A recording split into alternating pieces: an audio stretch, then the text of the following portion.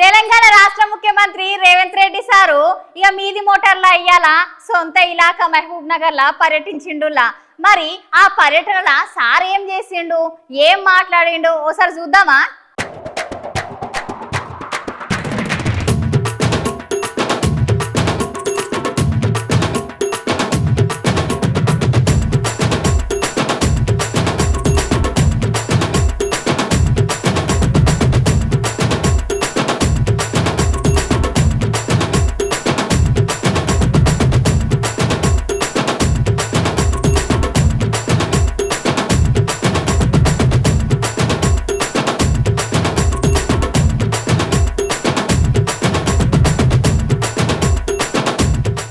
జిల్లాకు అందించడానికి ఈరోజు జిల్లా స్థాయిలో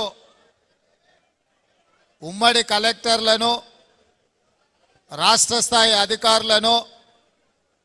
అదేవిధంగా సాగునీటి పారుదల శాఖ మంత్రి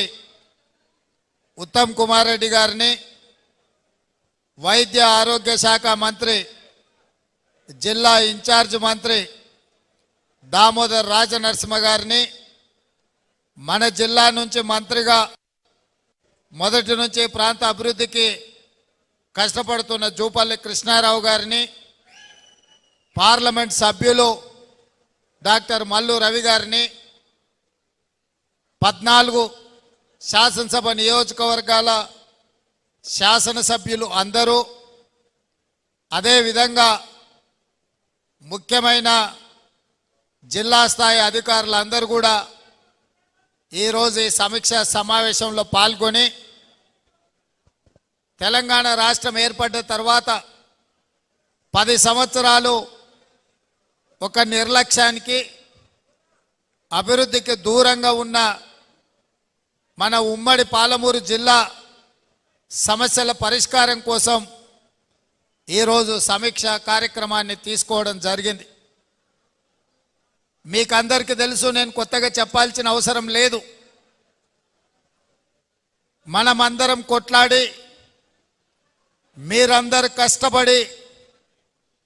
మీ భుజాలు కాయలు కాసేలా కాంగ్రెస్ పార్టీ జెండాను మోసి 2023 డిసెంబర్లో జరిగిన శాసనసభ ఎన్నికల్లో కాంగ్రెస్ పార్టీని గెలిపించి 64 మంది ఎమ్మెల్యేలను ఎన్నుకోవడంతో ఈరోజు కాంగ్రెస్ పార్టీకి వచ్చి ఇవాళ ఈ వెనుకబడిన మారుమూల ప్రాంతమైన పాలమూరు జిల్లా నుంచి మీ అన్నగా, మీ సోదరుడుగా, తెలంగాణ రాష్ట్ర 2వ ముఖ్యమంత్రిగా ఈరోజు బాధ్యత వహించి మీ ముందు నిలబడ్డ మిత్రులారా,